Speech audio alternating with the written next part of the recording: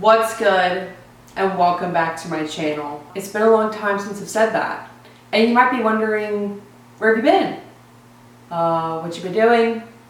Who are you? Point is, I'm here. I'm producing a little less collagen now, but I'm here nonetheless. It's the holidays, and I'm really yearning for my dead grandma. So, in her memory, I'm going to make some Christmas cookies. And last year I got really into doing this, and I made about 150,000 pecan sandies. That's only a little bit of an exaggeration. This year I'm gonna make a little bit less than that. But I'm also going to make some peanut butter blossoms. I'm taking these to my family because it's almost Christmas Day. I'm going out of town, and what other better contribution could I make to the family celebration than cookies that are going to spike their blood sugar so hard and make them crash so violently that no one will want to move from the couch for at least 6 hours. So, without further ado, let's get started. I'm gonna go ahead and remove this because I don't want anyone biting into their cookie and getting a rock. All right, new camera angle, ingredients before us, hands are washed. Let's get into it. So it has been probably about 5 or 6 years since I made a video and enjoyed it and uploaded it onto this page. And, you know, a lot has gone on in that time. I went to college, I went to grad school, I did a bunch of, I guess you could call side quests. I had a successful TikTok page related to what I studied in school. And, you know, sometimes I would get comments saying, I know you. I remember you. And, you know, for most people, they would be like, okay, freaky, I kind of want to decrease my presence on the internet. But for me, it just really, you know, struck a really nostalgic chord and how much I really enjoyed making YouTube videos back in the day. Making videos like this and finding freedom from kind of the short form content machine is something that I've really been wanting to do.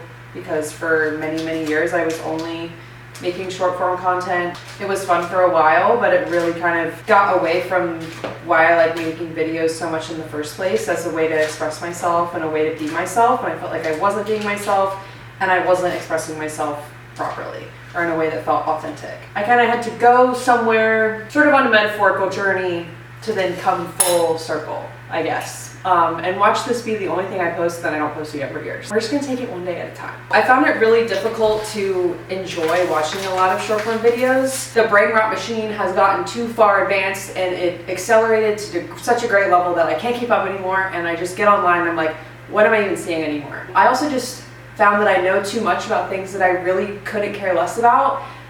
For example, today I got on Instagram and saw a video of Bonnie Blue walking around Thailand, I think, licking a lollipop, and I said, you know what, maybe it's time to log off.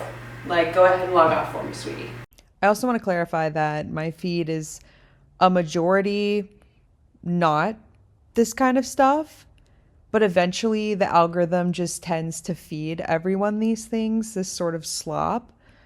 So yeah, it's possible to have maybe a fun, genuinely funny, cool feed with cool ideas and things like that, but eventually it seems to sneak in these things that are just completely waste of time and just the most useless information or just content ever. So I just wanted to caveat that yeah, I know your algorithm is built by you. I built this algorithm brick by brick. But I did not ask to see Bonnie Blue. And why do I know her? That's what I'm saying. Should not know her, should not know all of these random people, all of these things. Anyways, back to it. I have been thinking about making longer form content for a while, and I feel like we are kind of seeing this return now to long form content, to video essays, to YouTube, and I'm welcoming it with open arms, babe. I'm here. So our sugar and our butter are in the bowl, and now I'm going to blend this together, and I'm going to pull out possibly the worst contraption ever to beat this with, because I don't have a hand mixer and I don't have a stand mixer. Instead, I have this food processor handle with a whisk attached to it. So it's also plugged in. Oh, I was supposed to add water. Will this stand up on its own? All I need is a second. Here, let me use the, okay, physics. I'm using the leverage from the cord plugged in. I can get a perfect balance. All right, stay there, stay there, stay there.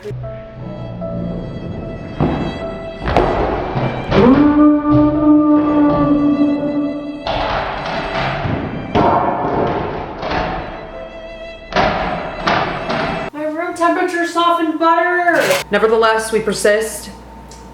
I don't have enough butter to restart these cookies, so I'm gonna just, pivot, and we're only gonna make the peanut butter blossoms, which is fine because my cousin who's gonna be at Christmas is allergic to pecans, I think, still. So probably should not have made a cookie with pecans for her anyways.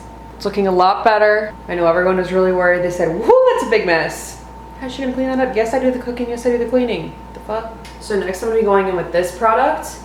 It is so good, you guys. We are so back. Who was worried? But now the floor is adequately buttered and we can get started making the other batch of cookies. This calls for about 3/4 cup peanut butter, but peanut butter is something that should absolutely not be measured with any sort of measuring cup. Measure it with your heart. Does anyone else get really excited when a recipe calls for brown sugar? Like, it feels a little more healthy, which I know is complete fake news. All right, and just when I thought I couldn't possibly get more scared of this hand mixer, I have to use it for this recipe as well. So butter, sugar, peanut butter in the bowl. Now we whisk.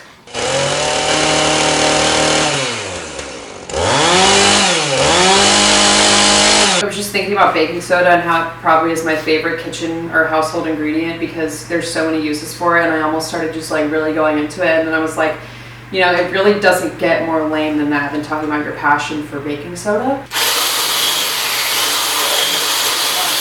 We have this nice crumbly mixture, and you might be a little concerned, but trust, it's all part of the plan. Trust.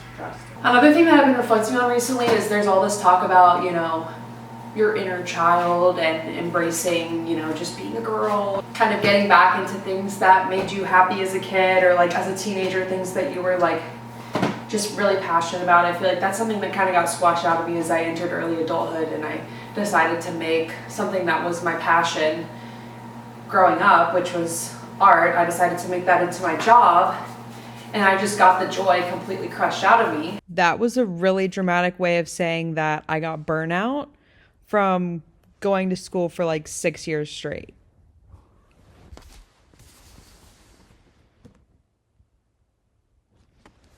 All right, carry on. When you're young, you have this kind of sense of awe when you approach the world, and like you do so many things without even thinking about, oh, should I be scared doing this? Like, what are other people gonna think? And when I first started making videos, I just knew that it's something that I wanted to do, and I wasn't even concerned about, oh, what if it only gets 200 views, or what if no one likes this? Like, I knew how it made me feel inside, and that's all that mattered. And I feel like that's something that we live in a society that is really straight from that, okay?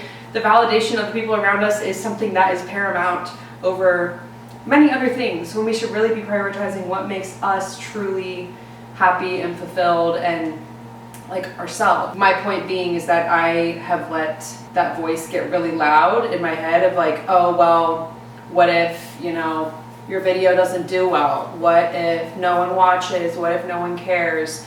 And it's like, when did I get to the point, or when did we get to the point where what other people thought and how other people reacted mattered more than how we truly felt when it came to doing something that we like to genuinely do?